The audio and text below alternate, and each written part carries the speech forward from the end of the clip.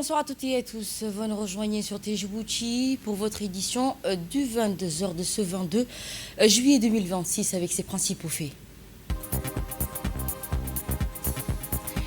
Le chef de l'État organise le pays après un séjour privé à l'étranger.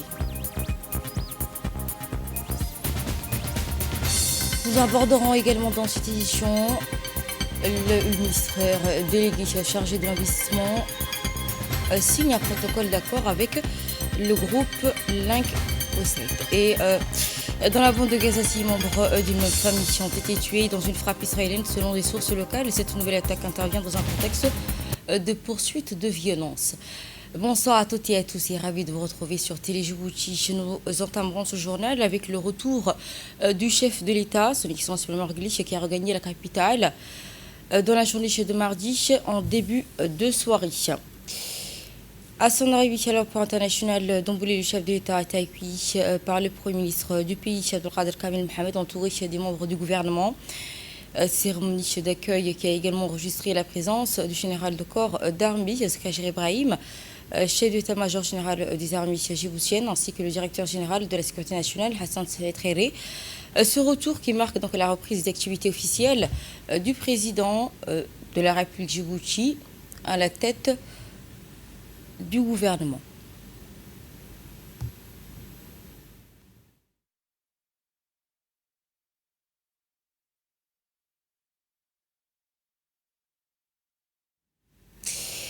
Je vous emmène donc dans la capitale italienne, à Rome, où la diplomatie économique djiboutienne poursuit son offensive pour attirer de nouveaux investissements et renforcer ses partenariats stratégiques. Dans le cadre de sa mission officielle en Italie, le ministre de l'économie et des finances, Ilyes Messadoul, a rencontré à Rome le consul honoraire de Djibouti en Italie et président du groupe COPAC, Marcos, au siège du groupe.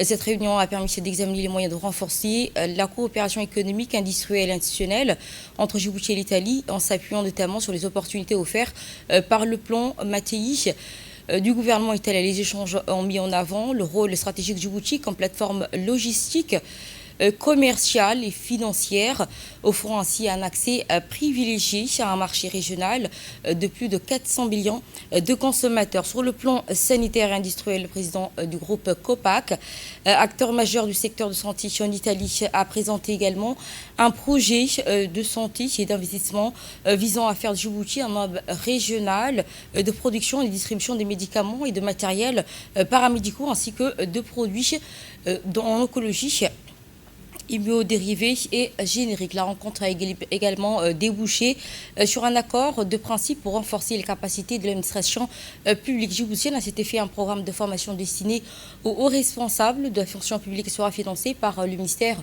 italien des Affaires étrangères et mis en place également par Sakulo National dans le but d'approfondir la coopération institutionnelle entre les deux pays.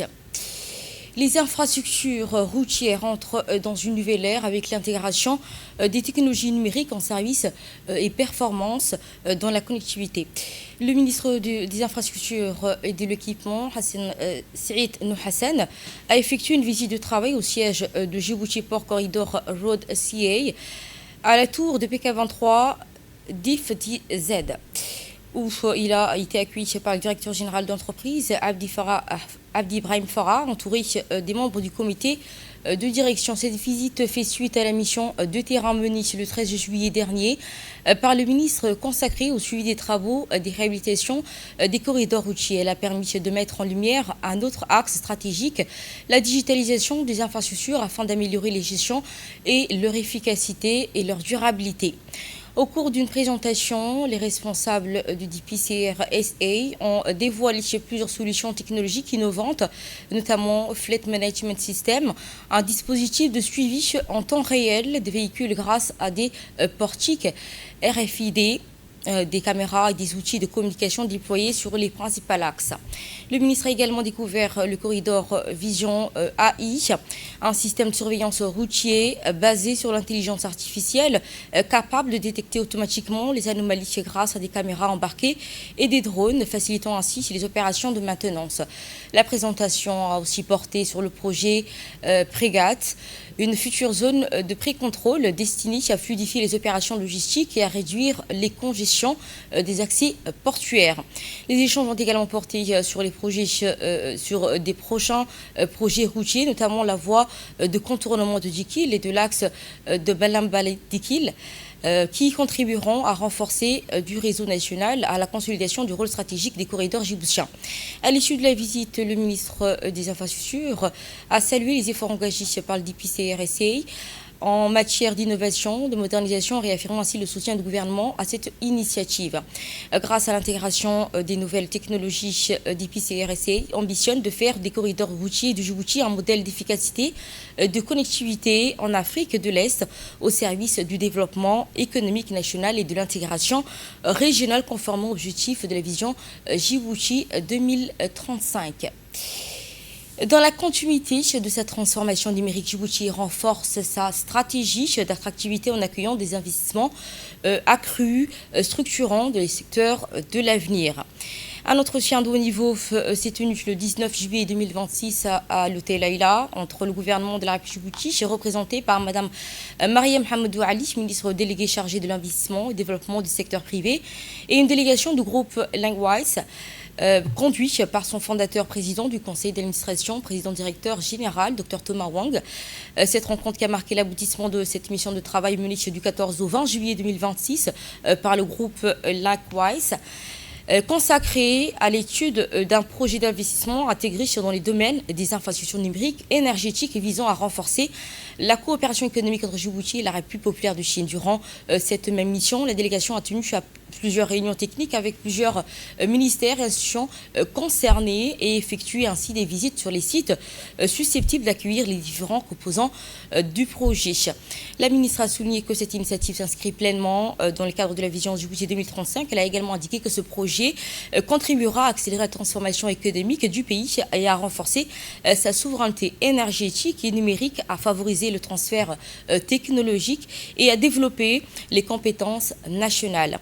Les travaux se sont conclus par une signature de protocole d'accord entre le gouvernement djiboutien et le groupe Linkwise, ouvrant la voie à la mise en œuvre d'un projet d'investissement intégré estimé à 1,35 milliard de dollars américains, entièrement financé par les investisseurs. Le projet prévoit notamment la création d'un centre de calcul dédié à l'intelligence artificielle, le développement des infrastructures d'énergie renouvelable, la mise en place d'un parc industriel numérique et le renforcement des réseaux de télécommunications, ainsi que le déploiement des corridors internationaux et des données de corridors.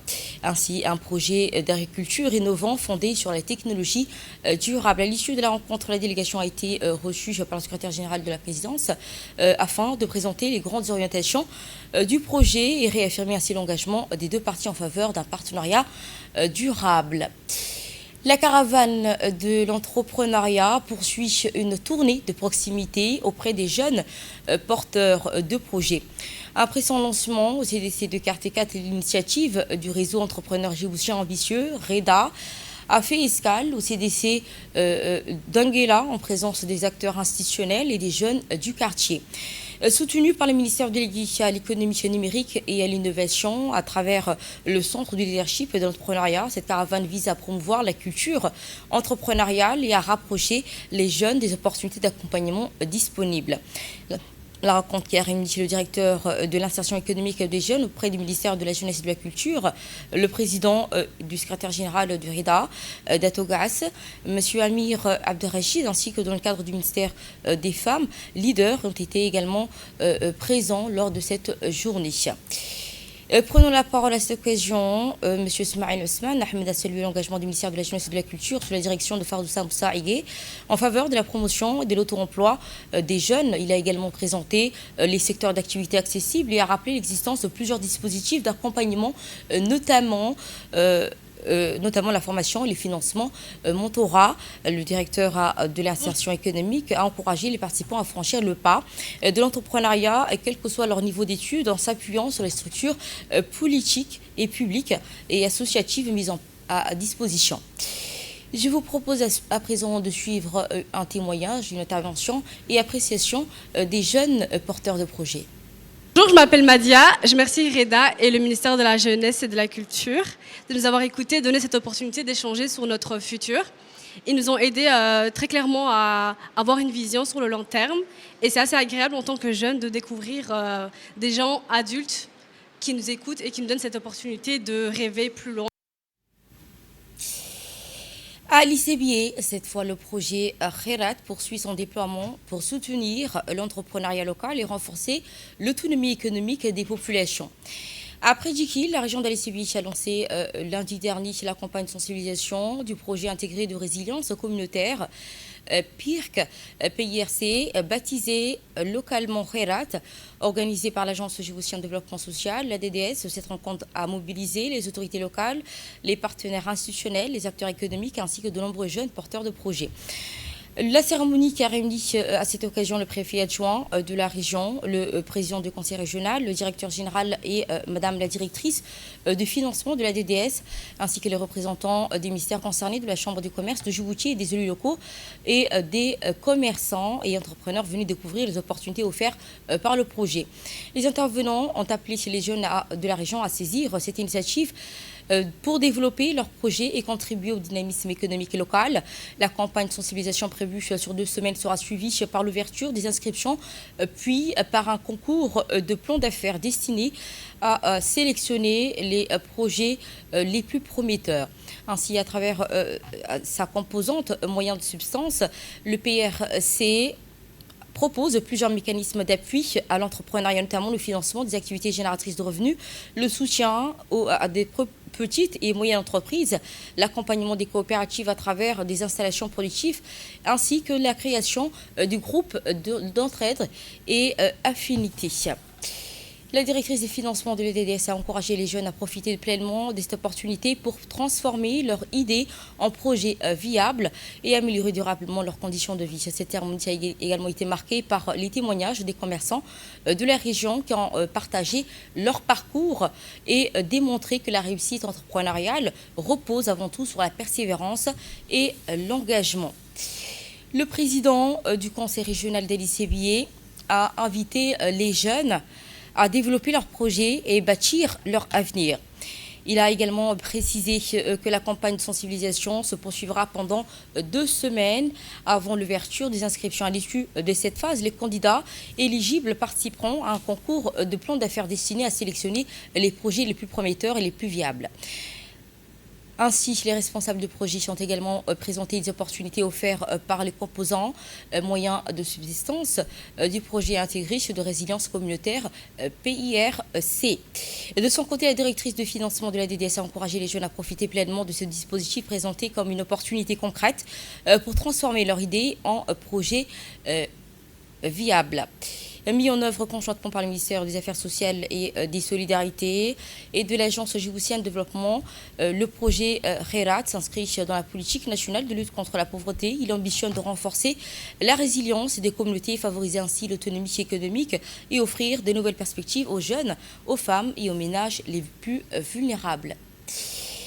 Le deuxième préfet de la région d'Al-Sibi a également indiqué durant son intervention qu'aujourd'hui est un jour de grande joie, car lorsqu'il est question de développement économique ainsi de la promotion de la jeunesse, des femmes, tous ces éléments sont aujourd'hui réunis. Au nom de l'ensemble des autorités de la région, nous souhaitons la bienvenue dans la région d'Al-Sibi à la délégation de l'Agence djiboutienne de développement, la DDS. Ainsi, les autorités de la région saluent également cette initiative que porte notre région. C'est une opportunité dont il faut tirer pleinement profit. Nous partons dans la sous-région de Dikil, plus particulièrement à Mouloud. Une nouvelle initiative vient soutenir l'entrepreneuriat également des jeunes à travers un dispositif de financement solidaire. Le comité pour le développement de Mouloud a lancé un programme pilote de microcrédit destiné aux jeunes du village, avec pour objectif de promouvoir les activités génératrices de revenus, encourager également l'initiative privée et contribuer à la lutte contre le chômage et la précarité. La cérémonie de remise des premiers financements s'est tenue dans la salle de réunion de l'antenne du conseil régional de Djikil en présence du préfet de la région, du président du conseil régional, du sous-préfet de Mouloud ainsi que le président du CDM. Des bénéficiaires, des notables, des ulémas et plusieurs acteurs locaux ont également pris part à cet événement. Dans le cadre de ce programme, chaque bénéficiaire reçoit un prêt solidaire de 100 000 francs djiboutiens destiné à financer le lancement ou le développement de petites activités économiques. Ce financement est remboursable sur une période de 16 mois sans intérêt. Selon donc les responsables du projet, ce mécanisme vise à donner leur propre initiative et renforcer leur autonomie. A été initié et porté par le CDM en faveur de jeunes pour des activités génératrices de revenus. Nous avons ce matin eu l'honneur de donner un fonds de 500 000 francs de francs Djibouti à 5 jeunes, dont une femme, qui vont bien sûr bénéficier de ces projets de microcrédits pour le financement de leur activité génératrice de revenus.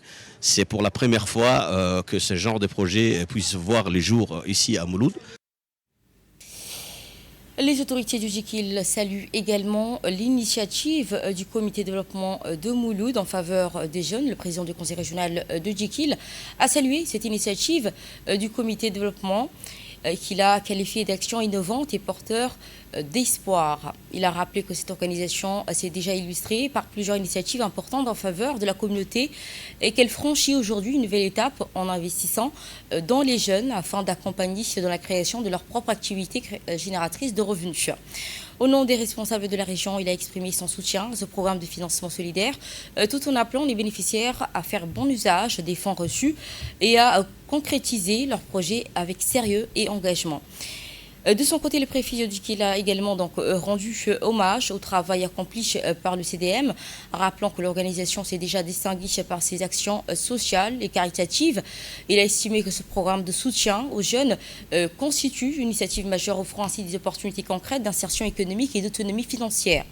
Le préfet a félicité le comité de développement de Mouloud pour la mise en place de ce dispositif qui permet aux jeunes sélectionnés de bénéficier d'un accompagnement financier pour développer leur projet.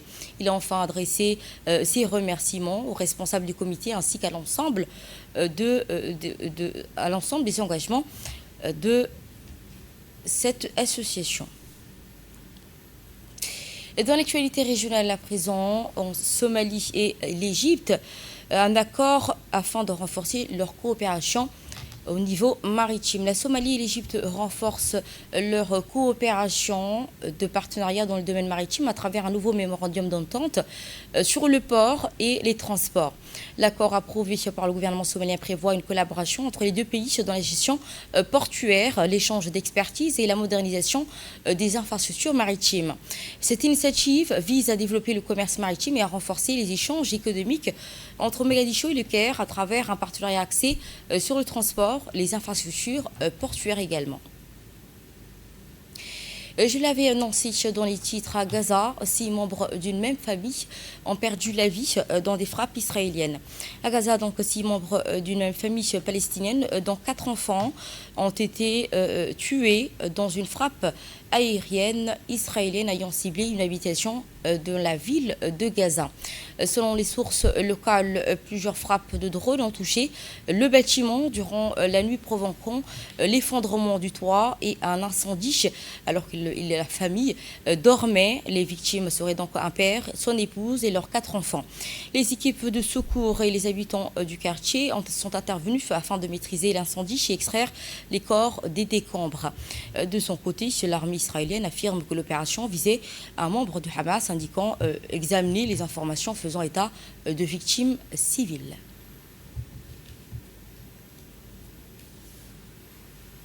Nous fermerons cette édition avec le sacre espagnol.